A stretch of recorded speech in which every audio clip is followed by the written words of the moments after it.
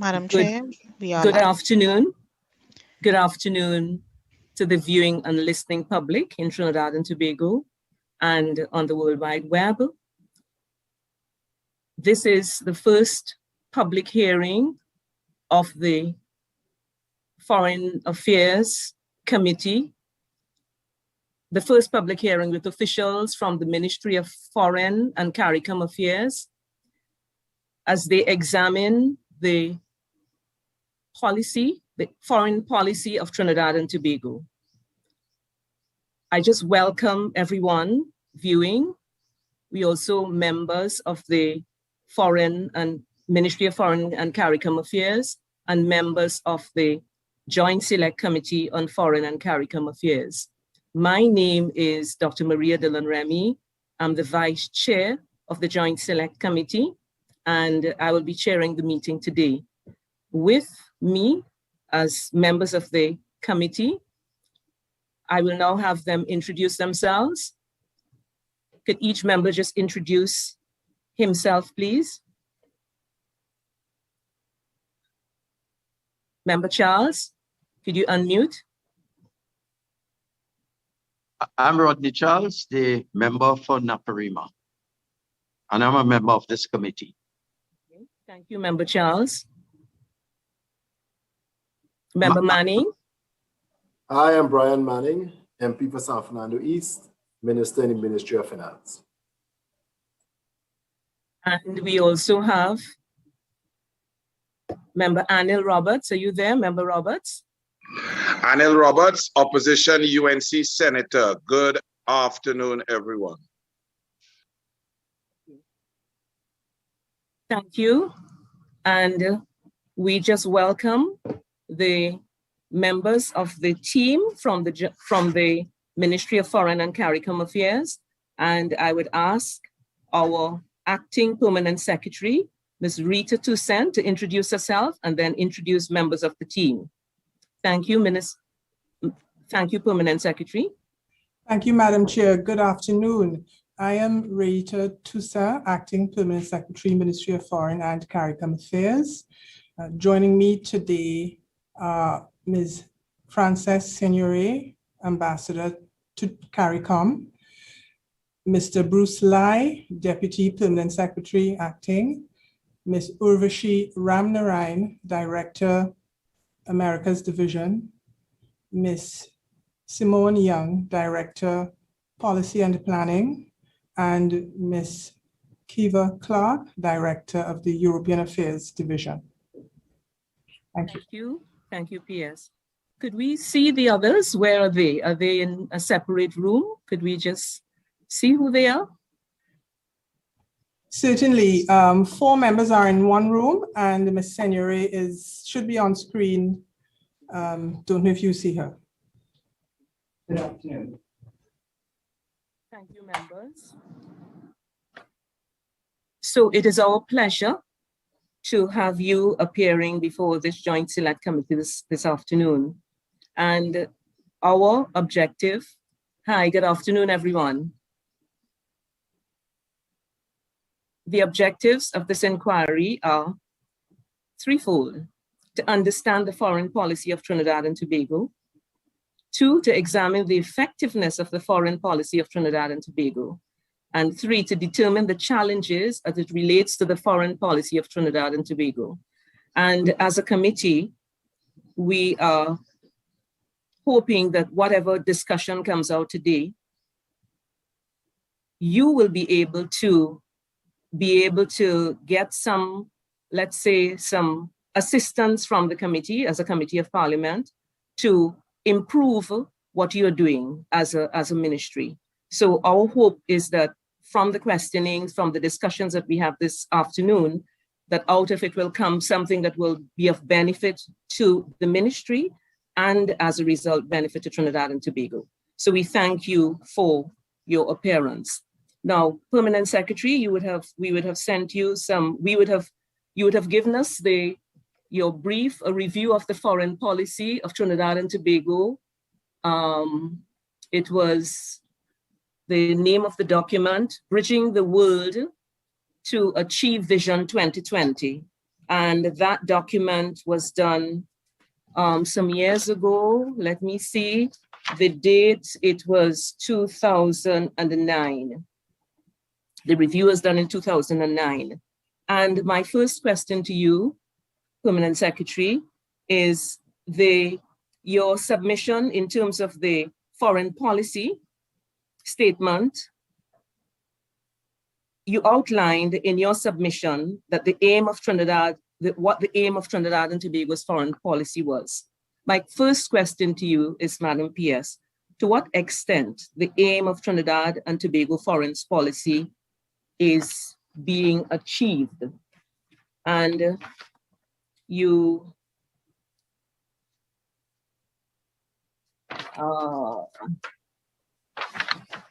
okay, let's my first question, to what extent is the aim of Trinidad and Tobago foreign policy being achieved? Madam PS. Thank you, Madam Chair. The country has been able to attract opportunities through the implementation of the foreign policy of Trinidad and Tobago. And if I may just state briefly what that basically is, and that is to establish relationships with external entities, including countries and organizations, improve relationships where they have already been established, and to use such relations to advance, support, and facilitate the achievement of the country's domestic development objectives. So with respect to the activities of the ministry, we have been trying through activity at headquarters and overseas to attract opportunities for technical cooperation and assistance in areas of importance to Trinidad and Tobago, including security, agriculture, education, health, most recently, and to build capacity in various areas. Now, the aim has been achieved to the extent that the profile of the country is elevated in areas that are recognized as important in the international community, such as in the areas of international law, various international and multilateral fora that deal with issues on the current world agenda. Of importance as well is the conclusion of arrangements that safeguard the commercial, security, health, and other interests of Trinidad and Tobago. And you may ask, well, how does that indicate an achievement in terms of the foreign policy? If the aim of Trinidad and Tobago is to have advancement in the areas that have been identified, the activities of the ministry are geared towards engaging strategically with the relevant international bodies and partners to ensure that there is benefit coming back to Trinidad and Tobago in the various areas as identified by government. Okay, so you are very comfortable with where you are in terms of the achievement of your foreign policy as it stands now? That's what you're comfortable with where you are now as a ministry? There is always more that can be achieved, Madam Chair. As we grow as a country, because we are still yet a young democracy and an even younger foreign service, we have to be flexible to some degree in terms of being responsive to the changes in the operating environment. So there's room for improvement. What is good is that there are benefits that actually can reach the members of the public. I will use an example. A recent example is the signing of the Madrid Protocol and that's related to intellectual property. Why is that important? It assists the creative sector. It will help persons and businesses, entities who would now be able to protect their performances, their broadcasting, what they've broadcast, trademarks, audiovisual performances, etc. Usually the focus is in terms of trade, which continues, that emphasis continues, but we are now broadening into areas that can reach more of the population in terms of benefit. And this example is one for the creative sector. But yes, there is more that can be done. Okay. Thank you. Madam PS. Madam Chair, Yes. I'd like to ask a question in respect of the number of negative travel advisories that where countries are telling their citizens not to visit Trinidad and Tobago. And I know some of it is out of the hands of the Ministry of Foreign Affairs. But what steps are being taken by the ministry to counter the information that is given to those countries, which lead to those kinds of advisories being published? Thank you, Madam Chair. Where possible, there would be some approach to the government that may have issued the advisory, and an attempt to provide factual information in terms of the circumstance that obtains in Trinidad and Tobago. In terms of, in addition to the advisory issue, there are also comments that would be made negatively in social media, for example. And quite recently, we have been looking at exactly that issue to make an attempt to put a strategy in place that would be more responsive, as well as placing in the public domain more positive information on Trinidad and Tobago. And that came out of a recent observation that was made. Thank you. Okay, Member Charles, would you like to continue? Are there any interactions with the embassies and high commissions in Trinidad and Tobago to ensure that they have a balanced perspective of what takes place in our country? Because I understand that they would send statements to their head offices. And while we could deal with them outside, there's also that need to engage. Are you satisfied with the level of engagement with the high commissions in Trinidad and other missions in Trinidad? Thank you. The level of engagement with the foreign diplomatic representation in Port of Spain is actually quite high. There would no doubt be areas in which we could improve and be perhaps a little more strategic in terms of targeting specific areas of deficiency that we think they may be observing. But the engagement is high. Again, it could be improved. My last question. I'm sorry. May I also add that in as much as the ministry may have positive interactions with the missions, you rightly say that we are not in control of what they do with information that they see or they perceive. But I can only hope that the quality of an interaction that we have with them serves to provide a more positive impression of Trinidad and Tobago. Thank you. Thank you. Thank you, PS. Member Charles, you had another question? Just an observation. In respect of, let's say, the EU, there's an EU mission in Trinidad and Tobago. And I know that we are on the blacklist, the EU blacklist. We remain. Barbados is not there. Is there a role for while I know the Attorney General Office deals primarily with these blacklist arrangements with the Global Forum, the EU, OECD, etc. Does the Ministry of Foreign Affairs have a role in terms of the engagement with the EU mission in Trinidad to assist the government in dealing with the issues they face, particularly with blacklisting, which could affect our economic development as we go forward? Thank you, Madam Chair. The answer is yes. Every chance we get, that issue is raised, and a request is made for consideration to having a more balanced approach to dealing with the issue. Not only is the issue raised with the members of the European Union, but with those countries that may have a seat at a table where we do not have a voice, and would ask them to advocate on our behalf. So the answer is yes. Thank you.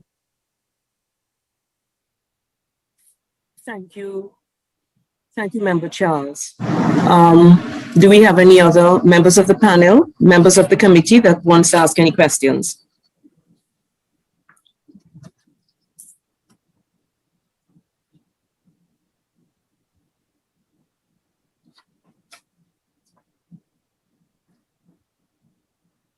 Do we have any other members of the committee? Are you hearing me? Yes?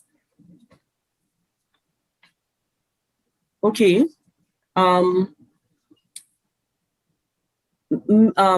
Permanent Secretary or any of the other members, the policy brief that you would have, the review of the foreign policy of Trinidad and Tobago, the document that you would have sent us, that document was done in November 2009, referencing a cabinet appointed committee in 1992, etc. The question is a comprehensive reevaluation of our foreign policy under consideration now in 2021, and given the rapidity with which things are changing in the world, do you have any opportunities right now for review of that foreign policy? Thank you, Madam Chair. If we remember that the basic foreign policy, which is to advance the development objectives of the country, that doesn't really ever change.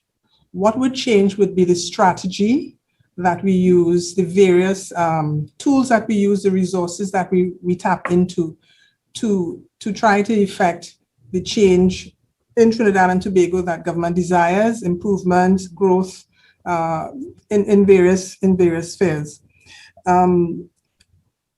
What we do need to do is to now evaluate the strategies that we have been employing, because if we use the COVID-19 pandemic, which has changed so much in how we engage as a foreign service, ideally in the foreign service, you meet someone face to face, physically, you may shake a hand, you sit down, you engage. Now, this meeting is an example. We have to change how we do it, which means that what documentation we prepare, whatever meetings we have virtually, we have to be even more certain that we are sound in terms of the interaction that we are having. Basically, that is it. But in addition to that, what we have to do as a foreign service is to have an adjustment to our structure and how we are organized and how we do business, so to speak. Thank you. And is any of that are you looking at that right now? You said you have to look at your structure. Are you in the process of doing that right now? And if so, when are you likely to have any changes or any recommendations for changes in that area? Thank you, Madam Chair. Yes, we are actually looking at it now. We have had internal consultation in terms of what a restructured foreign ministry would look like.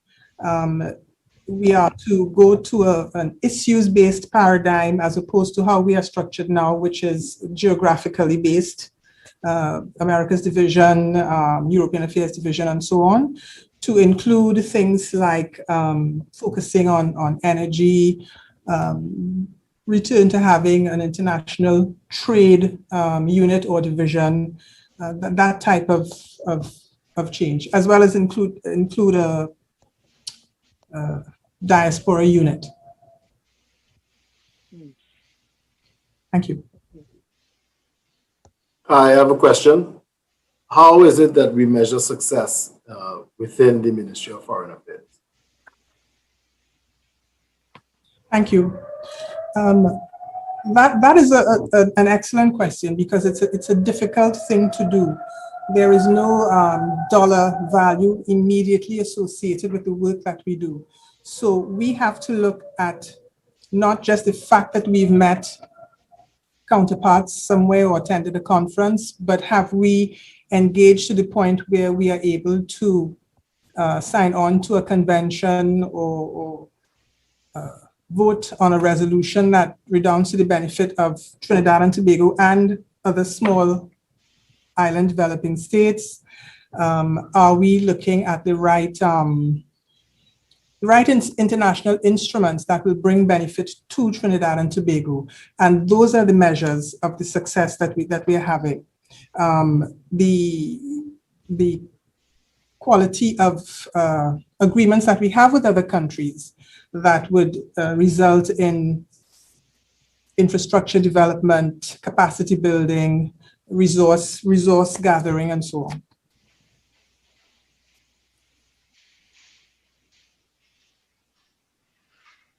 Member Mani, you have a follow-up?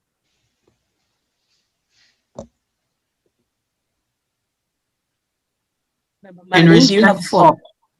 As a follow-up question to what Minister Manning asked, do you not think there is merit in having some quantifiable measures, indicators of whether you're succeeding or not? And I'm thinking of, for example, you mentioned the diaspora. Would it not be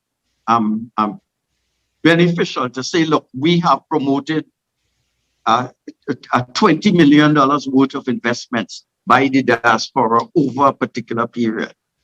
Would it not be better to say, look, in terms of trade, rather than say we signed an agreement, we say we signed an agreement and that led to a 5% increase in trade between Japan and Trinidad and Tobago, as an example. So the general question is, should we not have measurable indices of success in the various areas in which the ministry is involved? Thank you, Madam Chair. Yes, there should be measurable indices. Information can be gathered from work that has been undertaken, but that is a point that we can take in terms of getting a proper measure of the result of our interaction. But one of the challenges, though, of working in the Foreign Service is that the groundwork that you put in, the liaising that you do, the networking that you do, the connecting that you undertake between Trinidad and Tobago government agencies or other agencies and foreign agencies, that's groundwork that we may assist in. Often we don't know immediately what the outcome is. And sometimes the work starts this year, but it does not end until maybe 10 years down the line. I'll give one example. The Schengen visa facility that Trinidad and Tobago citizens now enjoy, that came at the end of a long process of exchange and let's call it negotiation between Trinidad and Tobago and the European Union and with countries in the European Union. Now we have access. But I hear you. That is something that we can look more deeply into in terms of developing these measures, seeing how we can measure the effect of the activities along the lines of what you referred to. Thank you. As a follow-up question, in terms of the diaspora, for example, do we have an inventory of the talents that exist in the diaspora, and with a view to matching them with skills needs in Trinidad and Tobago? So if we have, say, a problem, we need an investor to help us in a particular area, we could tap into the diaspora, and the Ministry of Foreign Affairs could assist us in identifying those persons. Do we have such a system in place? Thank you. Madam Chair, what we do have are databases across missions. Now, those databases have not captured all of that type of information. What we also do have is a registration system for nationals abroad.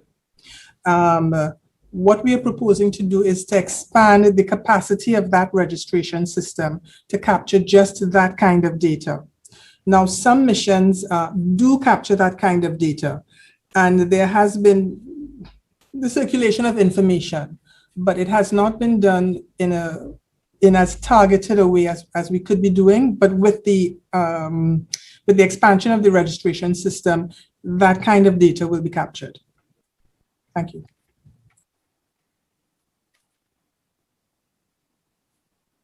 Madam PS, I would just like to go back to your statement on your revision or your recommendations as to what is happening in terms of the revision of the Foreign Affairs Ministry and like how you intend to be going forward, your recommendations for going forward in the future. Going back to the policy, the brief that you would have sent, I noted that it was recommended that the ministry establish an economic affairs unit, energy affairs unit, etc.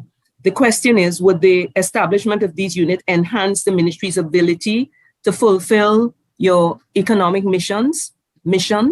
So this would be on between pages 46 to 51 of the brief that you would have sent us. On the Foreign Affairs Ministry. Yes. In the restructuring of the ministry, Madam Chair, there would be a better approach, less of a broad-based approach to dealing with the issues confronting Trinidad and Tobago in the international arena. When I say so, right now, for example, we have a multilateral relations division. And under that division, it deals with a broad range of issues in the multilateral arena. Trade, economic development, cooperation, climate change. It's broad. Mm-hmm. With the establishment of separate units, we would be able to have a more focused approach to dealing with the economic development issues, specific issues related to trade, etc. But as I say, it's a work in progress in terms of the restructuring. So it's hopefully we are able to complete it in a timely manner. I don't have yet a time frame for completion. It would be soon, hopefully. Right. So that would have been my follow-up question. What kind of time frame you're looking at for and what is the process for that? So you are doing it right now. You have internal consultations. What next? Thank you. The internal consultation would bring us to the point where we are now, in fact, which is a basic draft. We are going to be tweaking that draft because there are some gaps in it at the moment. We have been looking at other models internationally to see where something that another country of our size and economic structure and governance structure may have used that we could consider. After that, we would include, of course, consultation with the minister, discussions, and it would be shared with other stakeholders to see if there's any input that they may have that might be useful to be considered in the restructuring. Okay. Have you had any, Member Charles, you in terms of what is done with the recruitment and training of foreign affairs staff. You had a question on it before. Would you like to bring it up now with the PS? And the PS, if there are any of your team members who would want to come in to weigh in on any of the discussions right now, could you please just bring them in? Specifically, Member Charles, as it relates to the Foreign Service, the staff. Thank you very much, Chairman. many concerns in terms of the recruitment. It seems, I mean, when I spent some time in the foreign service, and it seems skewed towards females compared to males. That's one issue. In the recruitment, is there what is the reason for the system throwing up? I think it's 3-to-1 average women to men. And do we make arrangements to ensure that their families, for example, are kept whole, so that if a lady goes to Geneva and she's married and her husband is working in another ministry, whether arrangements could be made for him to be seconded to that mission? And they do this in England and in Canada to ensure that the family remains whole. That's one. The second thing is, I noticed we would have officers outside in one mission for 13 years, sometimes 15 years. And when I looked at, for example, the Japanese foreign mission and the Indian, their staff had there was a policy where you had 2 terms out, 1 in. So 2 terms of 3 years. You spend 3 years here, 3 years outside, 6 years outside, and you were required to come to the capital to keep in touch with what was happening in the country. And they also had a system of rotation so that all level 3 officers in the Japanese embassy would have had a tour of duty in 2 different countries, like Brazil and Germany. They were required to do courses, learn the language, etc. So their senior cadre of foreign service officers were multilingual. They were exposed to cultural, dissimilar environments, and they never lost touch with the home capital concerns. Do we have a system in place that replicates that? Thank you, Madam Chair, through you.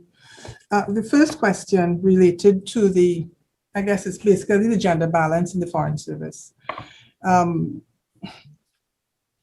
There is no control that the ministry can have over, 1, who applies, and 2, there is no policy of selecting a ratio as a male as against female or vice versa. I suspect some of what you might be seeing in the Foreign Service in terms of the gender imbalance might be a symptom of what's happening across the public service. My own batch of officers had about 7 women to 4 men. And I think that has been repeated throughout most of the batches of officers. It's just what it is in terms of who applies to work in the public service and specifically in the Foreign Service. So I don't think there's anything that we can do unless there is eventually the public service has a policy in terms of the numbers of people of either gender coming in at a particular time, which is not in place at the moment. With regard to addressing the issue of officers being outside for a long time, unfortunately, that is a challenge that you may find in a lot of small foreign services, especially if the financial resources are limited and the actual numbers of people to be posted overseas may be limited. And to avoid, as far as possible, sending people who are really not ready to be posted and to function overseas, the end result is people who are in situ overseas staying longer than really they should. But in the civil service external affairs regulations, you would see that a posting really is supposed to be 3 years, with a likelihood or possibility for another posting of 3 years, and then posting to headquarters. But again, because of the resource constraints, we are not able to be consistent with that approach. With regard to separation of families and so on, there has been in the past opportunities for the spouses of officers to to function at the mission. That has been rare, but certainly that is something that can be considered during a subsequent review of the regulations. We do not want families to be separated, which is why, even though it's not much, and I cannot give you a dollar figure now, which is the reason why married officers, the Foreign Service allowance is a bit more than that of a single officer. But there are challenges that we have to address in the course of looking at how we do business internally at the ministry as well. Did I miss one of your questions, sir? No, you did not. Thanks very much. You were very comprehensive. Thank you. Thank you, Madam Permanent Secretary.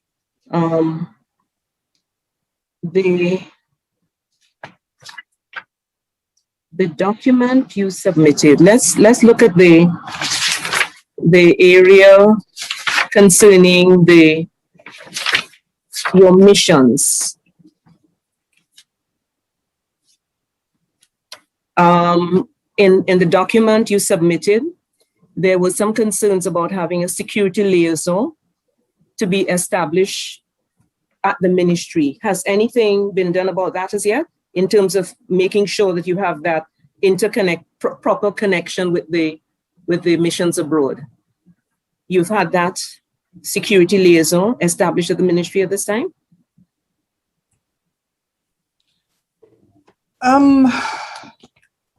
There is no security liaison at the ministry per se. What we do have now is a missions inspectorate that, while there is no missions inspector or inspector of missions, there is that unit that receives and can assist in addressing security issues, if I'm understanding your question correctly. Now, sorry.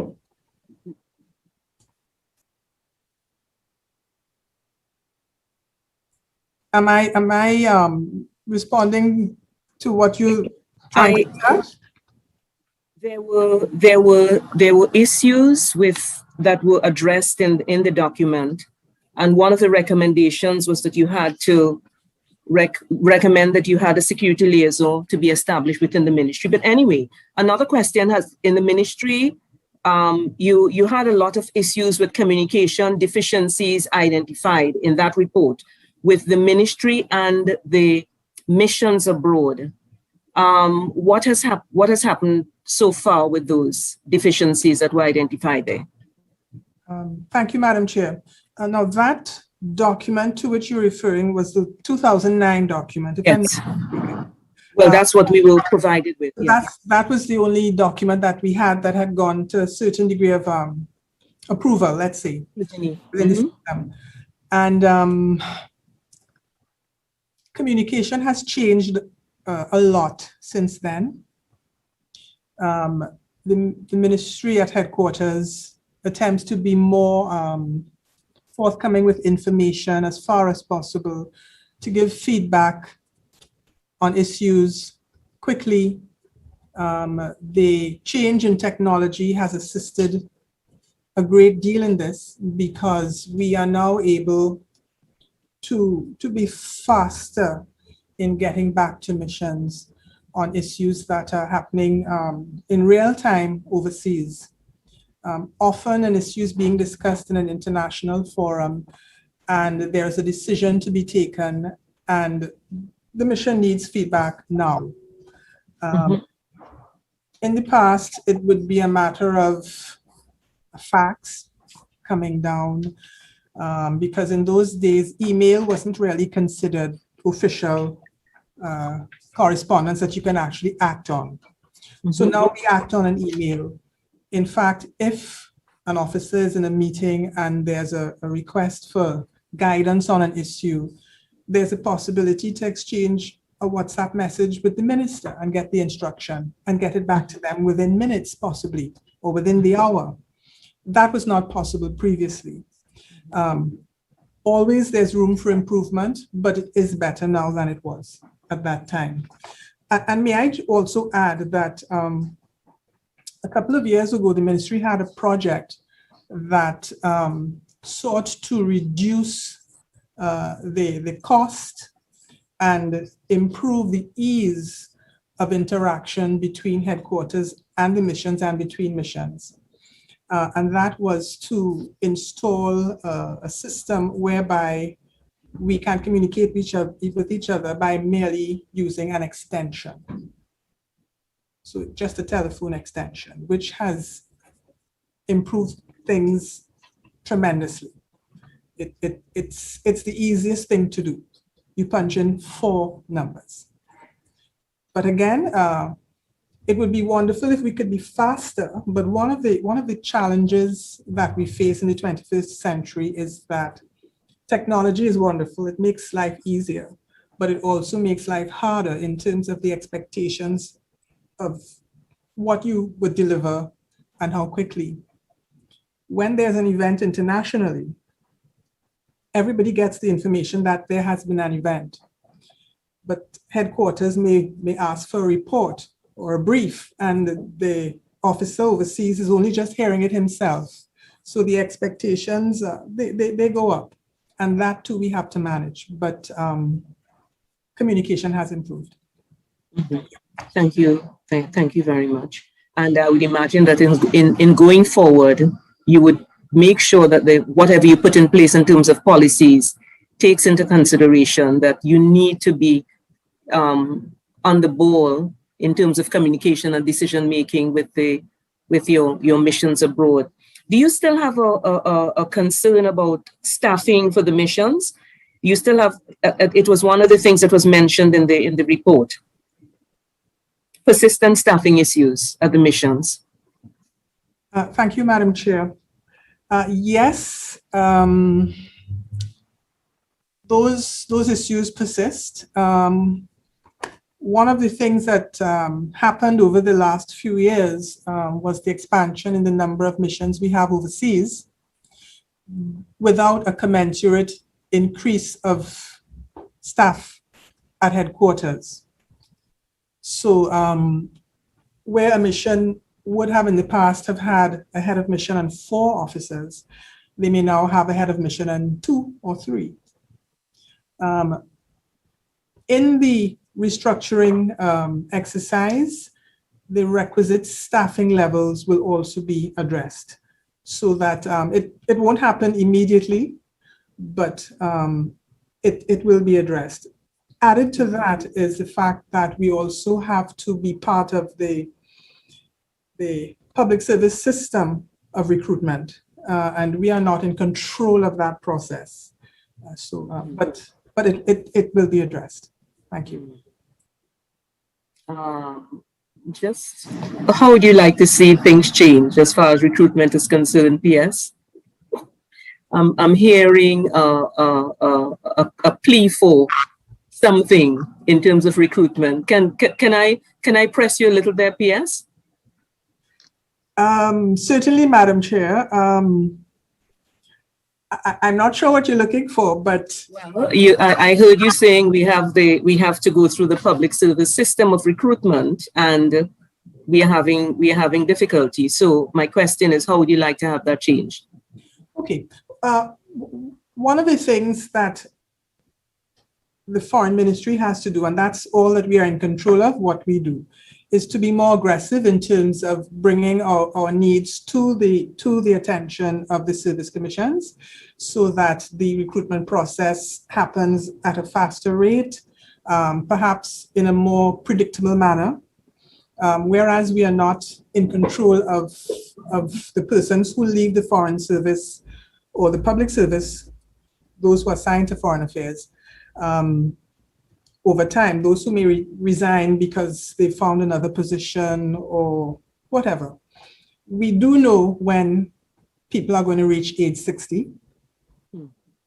We do know when a contract is going to expire. So where we have the control, I think we need to be a little more focused in doing things in a timely manner. However, we would also try to encourage a similar approach with our counterpart agencies. Thank you. And it would be important that you are you make sure that you influence them appropriately in terms of the importance of what your needs are, to make sure that that they do what they can, or they do what they must, so that you can do what you have to do. Would you give an estimate of what your deficiencies are now? I don't remember what was identified in the document, but in terms of your missions abroad, what you said that you've expanded the number of missions without increasing the number of personnel. What would you say, based on your current situation, would your deficiencies be in the missions? Okay. Do you have that information? I do not, but I can at least let you know the missions that were added in the last few years. We have added Cuba, Costa Rica, Panama, Beijing. We had opened one in Kampala, but that was closed, and we recently opened or reopened the High Commission in Georgetown. So if we are to say that each mission should have at least, at the barest minimum, in my view, a head of mission and 2 officers, that would be at least 10 foreign service officers that you would need to have. Add to that the fact that we need to have accounts officers at the appropriate level who go out to missions, and the head of mission requires a confidential secretary, which should ideally be from, of course, the Ministry of Foreign and Caricom Affairs. So a total of perhaps 20 people at least, and that's different levels. And that's just a ballpark figure based on the new missions in terms of servicing the new missions. There's the fact that the other 15 missions are also short-staffed. So it's a broader exercise, and I cannot give you a precise figure now because it's several levels, and yeah. Have you, Madam Chair, have you resolved the issue of the contract officers vis-a-vis the permanent officers? I know when I was there, you had a situation where you'd have a head of chancery being a contract officer, and a lot of these bright young persons left the foreign service because they did not have security of tenure. Has that changed? Madam Chair, there are circumstances in which there's at least one that I can think of where there's a head of chancery. There are more who is a contract officer. Yes, contract officers may leave because there is a lack of, I don't know, predictability perhaps, but that is the nature of a contract. A contract is for a set period of time to do a set job. But having said that, there is also the fact that people who are on the establishment who leave because they see better opportunities. So, and this is the lack of predictability that we have in the public service. It's no longer, and maybe it's generational, I don't know. It's no longer the case that someone enters the public service or an agency like the Foreign Service, for example, and intends to make a career of it till 33 and a third or until age 60. So these are things that we have to think about and factor in, which is why it's very important for us to get the staffing right. And this restructuring exercise will help in getting that right, at least in the short term when the exercise is completed. Could you tell us what proportion of your foreign service staff are contract officers vis-a-vis permanent officers? About 20%, 10%? I honestly could not, I would be very imprecise if I were to guess. I can though provide it. I would prefer to give you the precise percentage. Madam Chair, I have a question. Yes. With respect to the properties before that you do, are Member Charles, before you do, PS, you will provide it for the committee. the percentage of officers contract versus permanent. You are going to provide that for the committee, yes? Yes, certainly. Yes, okay, thanks. Member Charles, go ahead. But in terms of our visibility in multilateral and international fora, I note that we did not submit a candidate for the ITLOS, the International Tribunal for the Law of the Sea. And because of the pioneering work of Lennox Bala, it was a shoo-in for Trinidad. In fact, we held a position on ITLOS for the past 20 years or so. And we did not submit a candidate. A Jamaican was selected, very eminently qualified, no problem, but we did not submit. I note that we had an eminent person elected at the ICC, which was founded by us. A.N.R. Robinson was essentially the founder of the ICC, but she was elected on the last ballot, 8 ballots. Normally, we get going first unopposed. When President Kamona, his name came up, it was first. He was elected on the first ballot. Having said that, what steps are being taken to ensure success for upcoming candidacies for the President of the General Assembly? And I know that that comes up next year. And there's an election, so we have to begin lobbying. So what steps are being taken to ensure that someone from Trinidad and Tobago would be elected as President of the General Assembly of the UN? And also, we have a non-permanent member of the Security Council, but that is way down in 2026.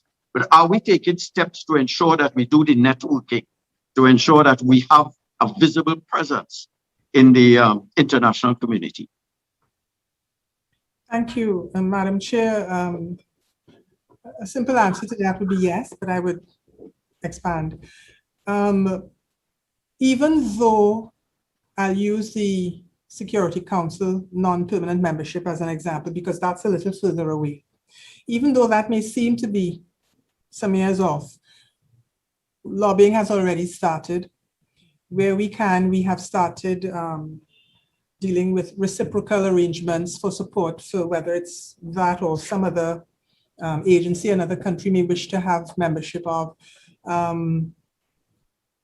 We are already talking regarding presidency of the United Nations General Assembly for the 2023-2024 period. It has already begun. It would be foolhardy to wait until 2022 to start talking to anybody. And those discussions have already begun. And here and there, we have actually made arrangements for reciprocal support.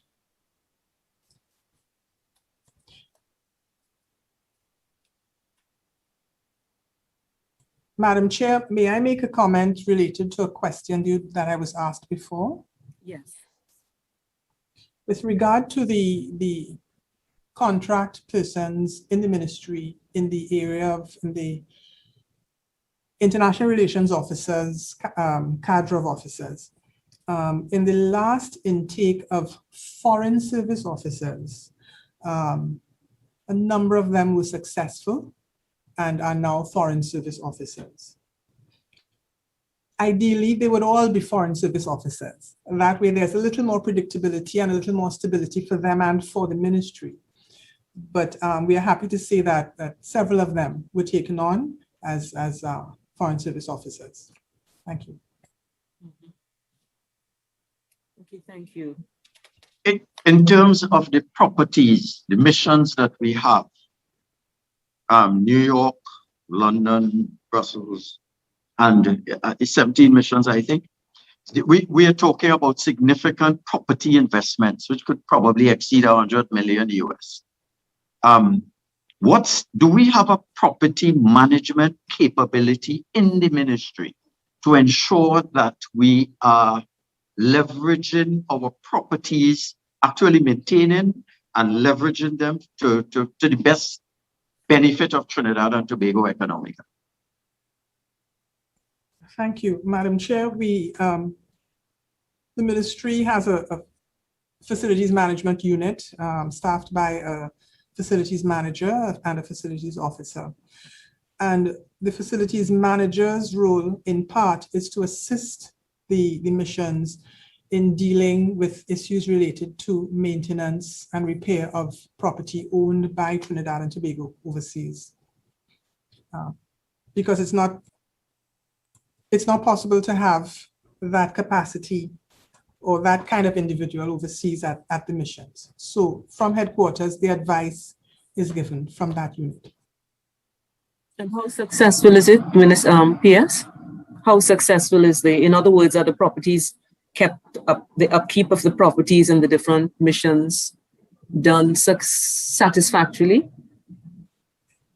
It is not yet at the level of that I can say it's done satisfactorily. Reason being, there have been gaps in us having someone to deal with it. We've only recently engaged a new facilities manager. And there, of course, are some financial restrictions or constraints that would prevent us from having the buildings, all of them, where we would want them to be in terms of maintenance. In the past, we had instructions to have at least a 5-year maintenance schedule for all of the buildings. We have to go back to that approach in terms of ensuring that there's regular scheduled maintenance of all of the properties. But again, we have a relatively new facilities manager, so we will work towards having that put in place. Madam Chair, do we have a capability, for example, at the UN some years ago, we paid $50,000 a month rent, even though property values were low, and we were able to purchase a property and rent the property to gain income. I think it was $30,000 or so a month. And what was required then was someone to do an assessment whether we should rent or purchase or sell. And I found that from 1962 to 2014, we rented properties, and whereas other countries like Jamaica, even St. Kitts and whatnot, had purchased their chanceries. Do we have that capability, apart from management, to understand the market and what is required to maximize our investment in those countries in terms of the properties?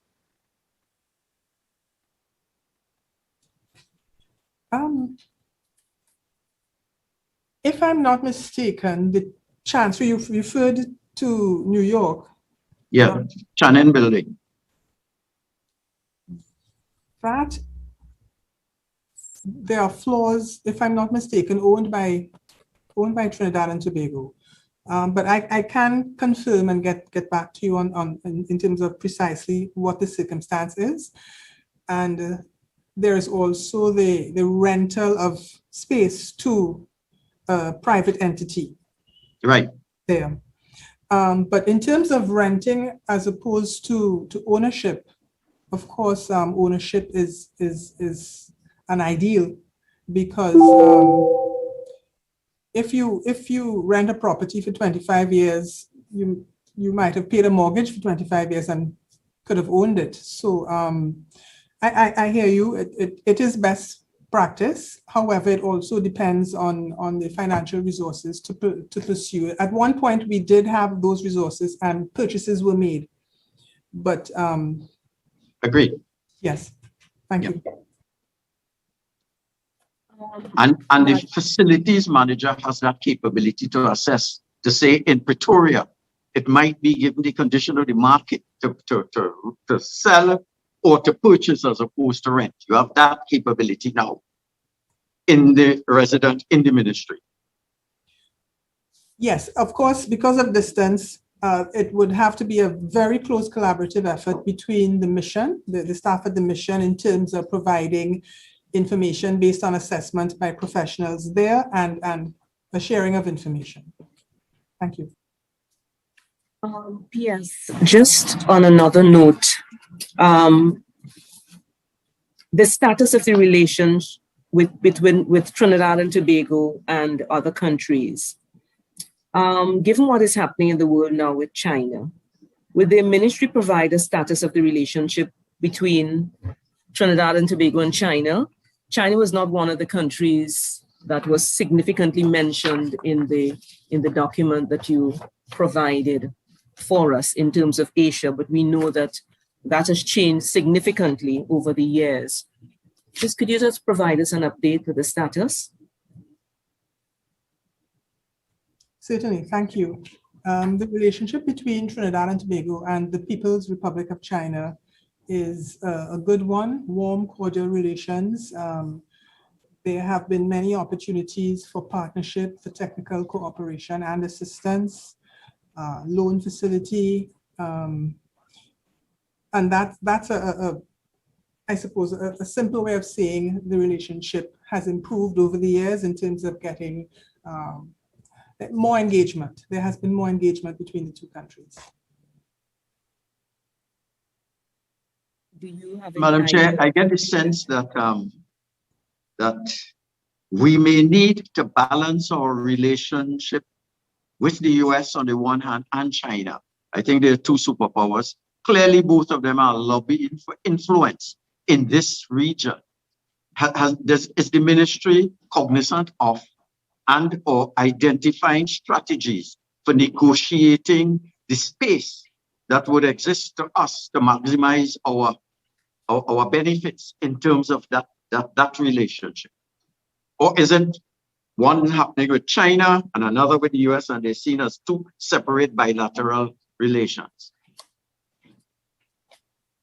Well, without wanting to state publicly our government's strategy in terms of its relations with countries and among specific named countries, Trinidad and Tobago is well aware of the relationship between those two countries you mentioned. And our focus, though, is to ensure that our relations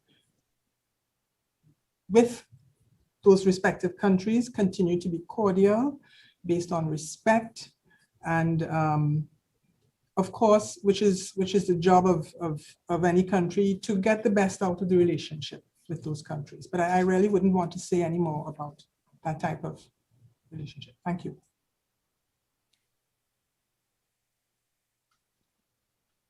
Thank you, Madam PS.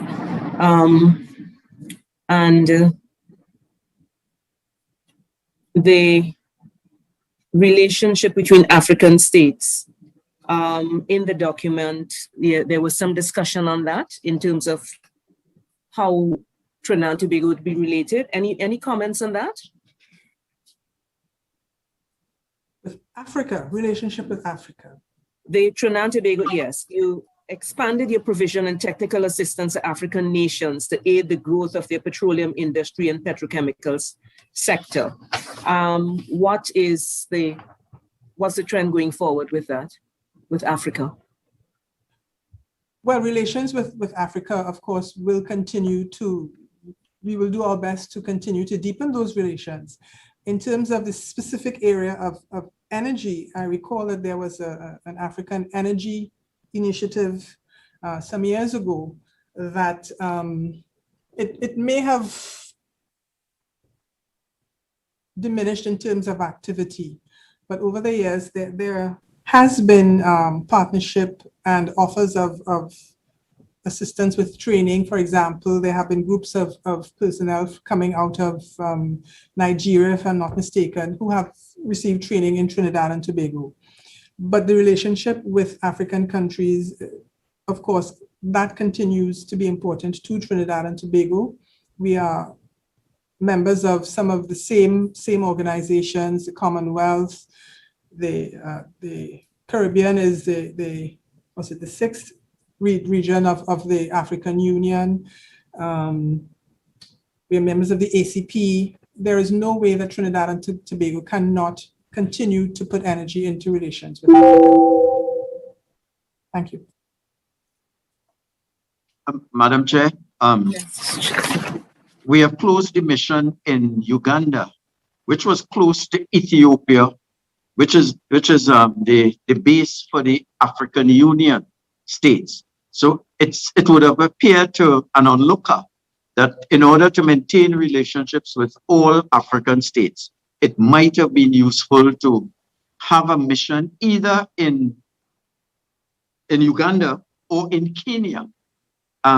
Is the ministry looking at that multilateral agency that exists in Ethiopia to engage that? And in a sense, as it stands now, we engage Africa from South Africa. We have a mission in South Africa and in Nigeria, which is thousands of miles away from that East African and the bulk of African Union countries.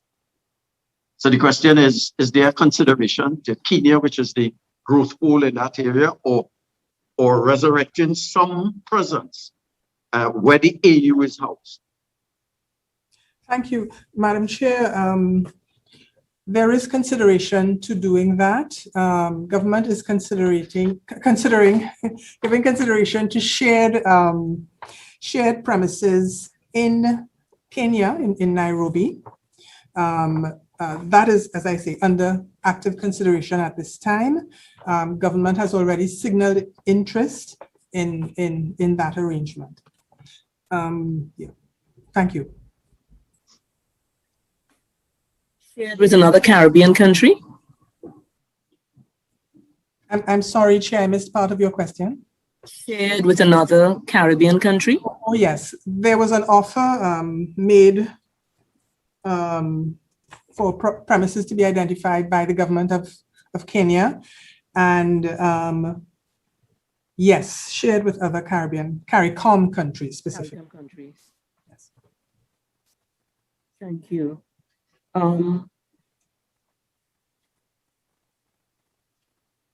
In terms of your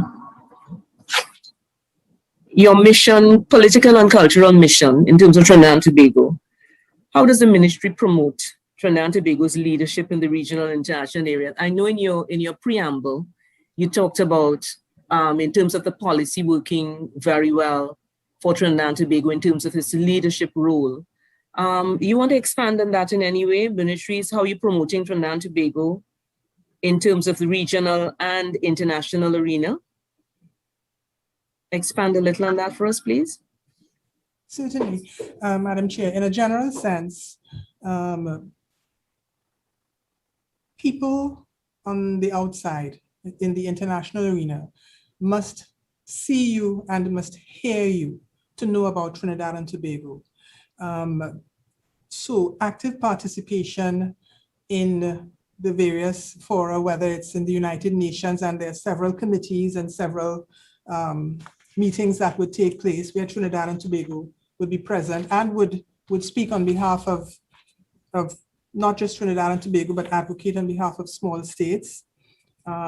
If I use Caricom as an example, active participation in the organs of Caricom is a very good way to have that role enhanced.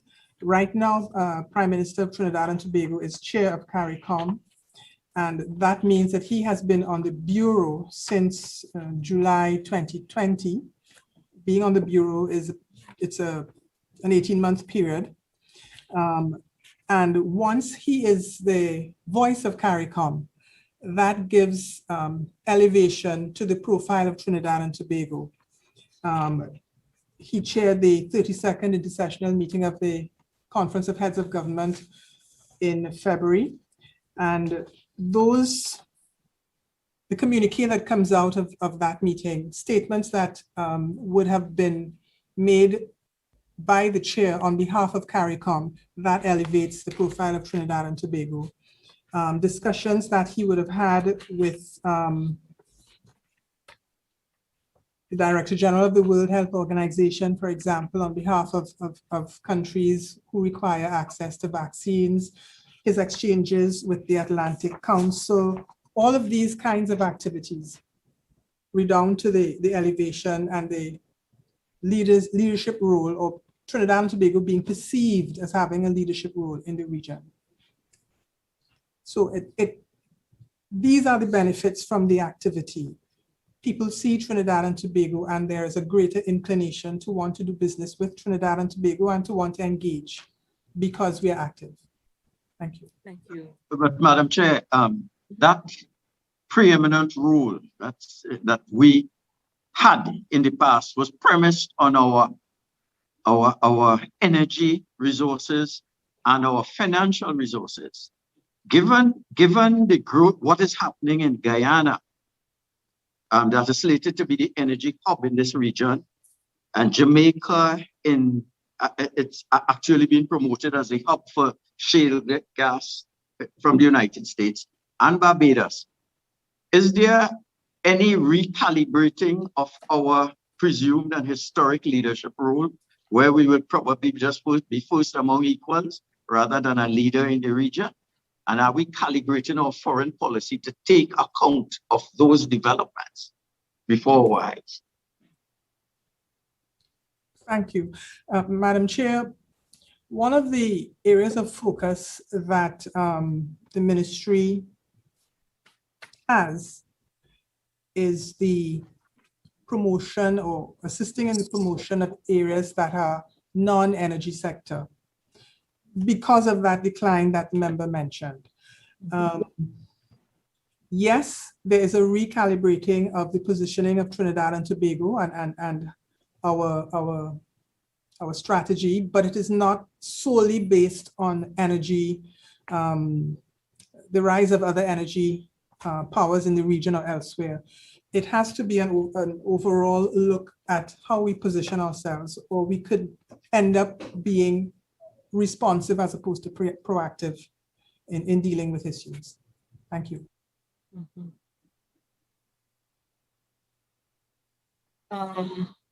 Has Trinidad and Tobago and the wider Caricom been successful in influencing other states within the Organization of American States?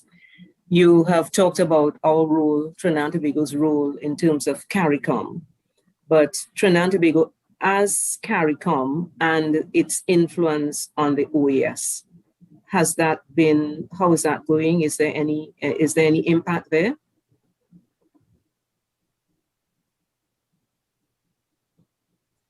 Thank you, Madam Chair. One of the strengths of Trinidad and Tobago is its reputation in the international community. And successive heads of mission, successive heads of government have built on that reputation. We have had some measure of success in relation to shared regional interests related to integral development, such as on climate change and tourism. And in the area of security, that is multidimensional security, such as the special security concerns of small island and low-lying coastal developing countries, demand reduction strategies, etc. These are areas where we have been actively engaging and have been influencing discussion overseas.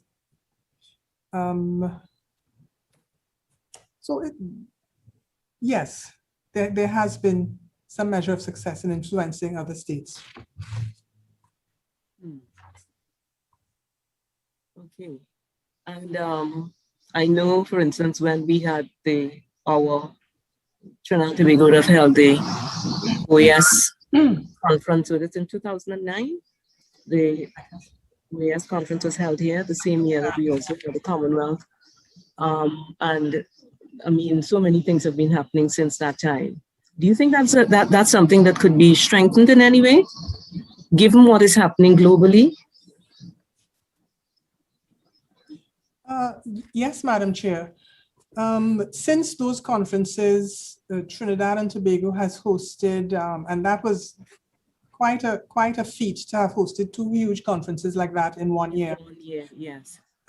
We have hosted a conference of defense ministers subsequently.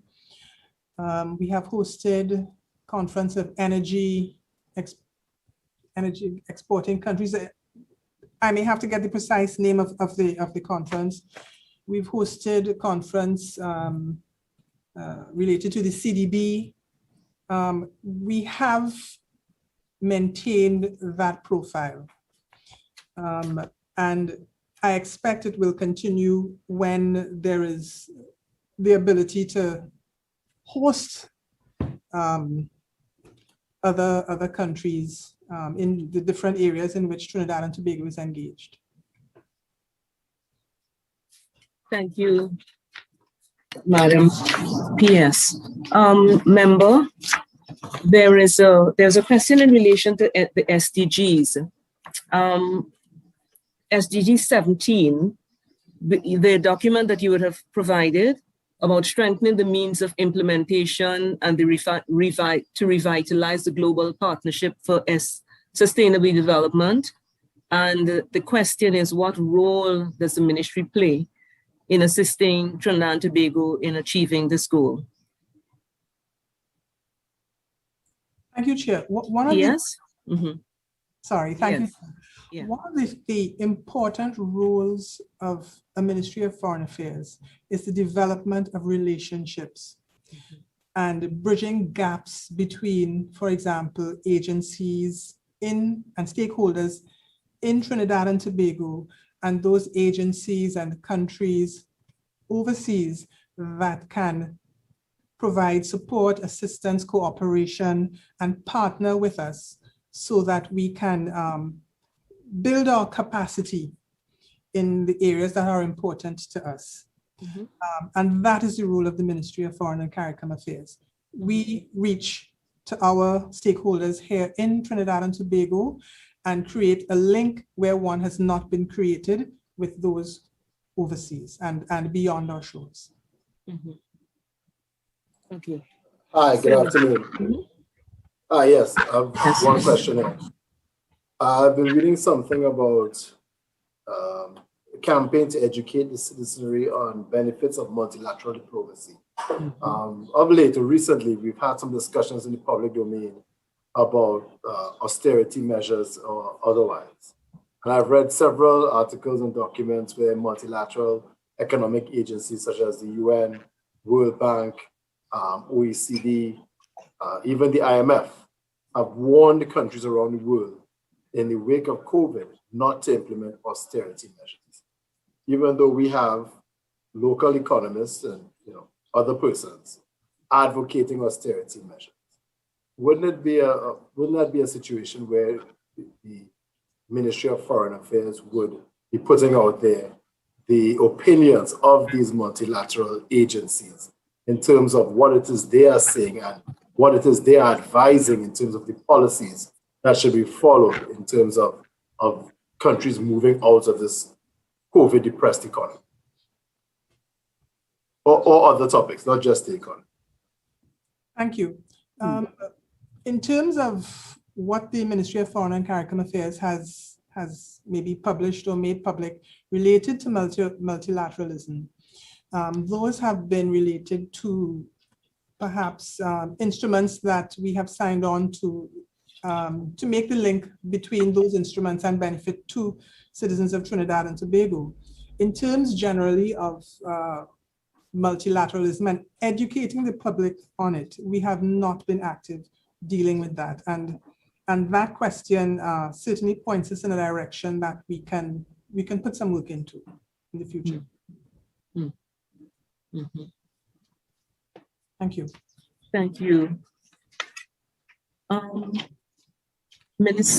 PS, we are coming to the end, near the end of our discussion. You have been on the firing board, PS. I hope the heat was not too hot. You have all been very decent. Thank you. Thank you so much for your comments. Do you have any comments from the before we end? Is there any way that you think you would like to this particular committee of the Parliament? Is there anything that we can do to be of any assistance to you in your ministry? Ooh, wish I had this question before.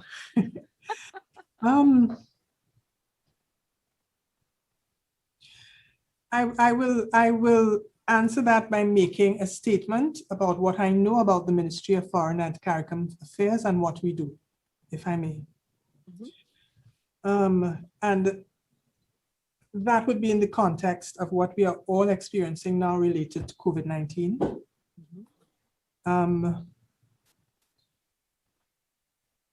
The ministry works to ensure that there's benefit to their presence, our presence, dealing with external entities based on what government has published and pronounced on and has stated as the development goals or objectives of Trinidad and Tobago.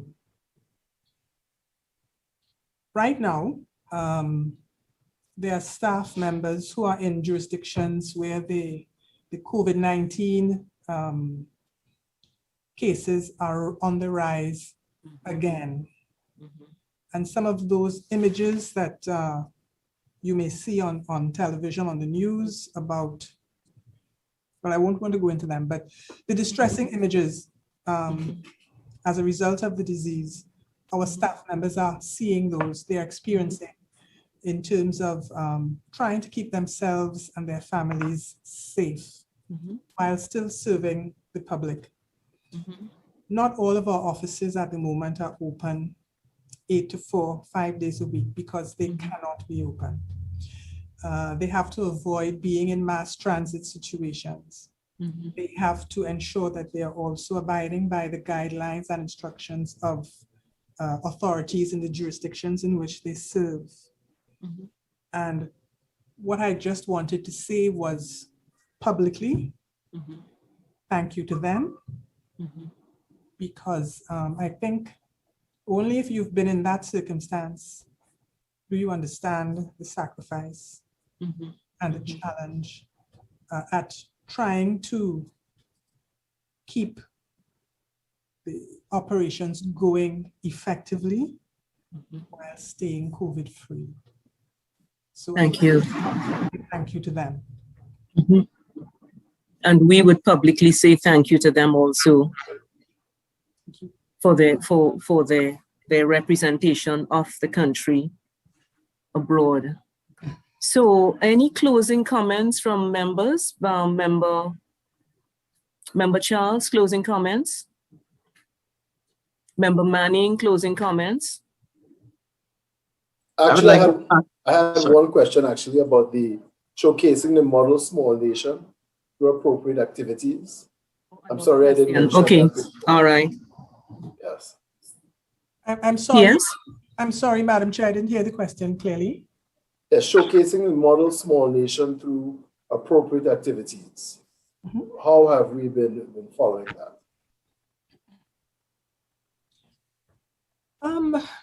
It's twofold.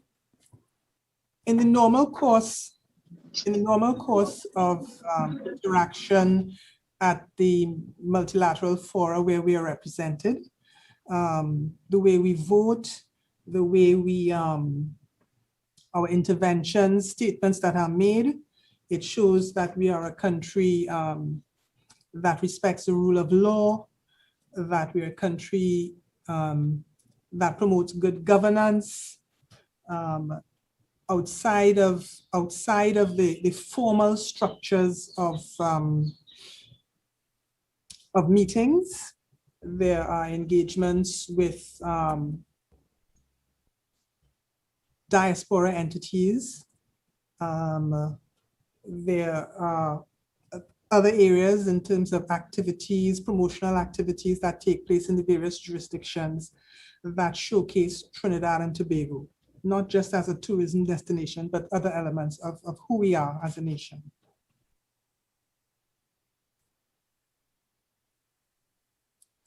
Thank you. Thank you, Piers. So could we have some closing comments from the members and also from your team? I don't know if there's anyone else you want us to hear anything from, PS?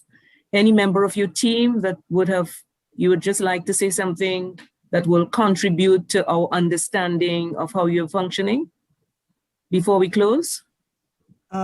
Unfortunately, I'm not in the same room with most of the team, but if there's anyone who would like to say something, please raise your hand and proceed. That will give us some a better understanding. Probably a question that we may not have asked that you think that the public should have some information on. Briefly, thank you. I'm not seeing any interest in, or did I miss it? No? They have said you represented them very well, PS. They have nothing else to say.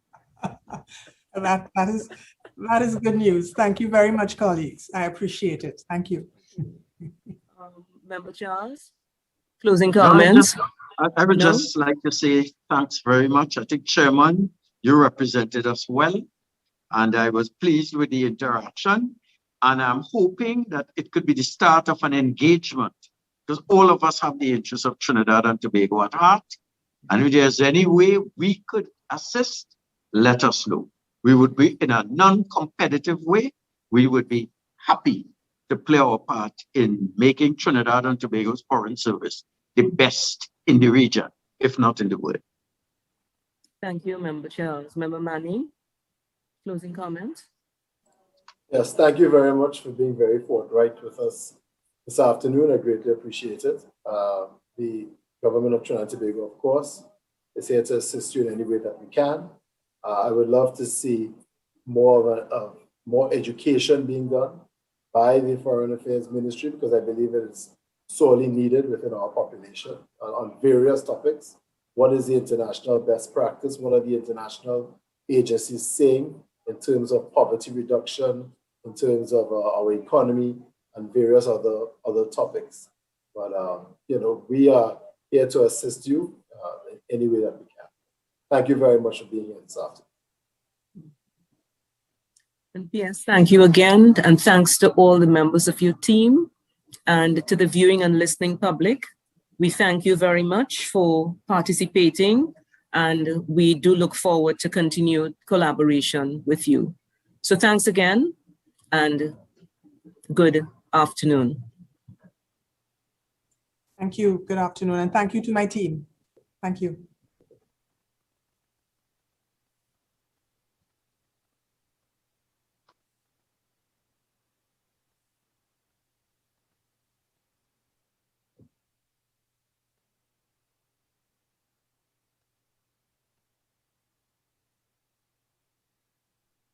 So members, we still have to close off our meeting. So Member Manning,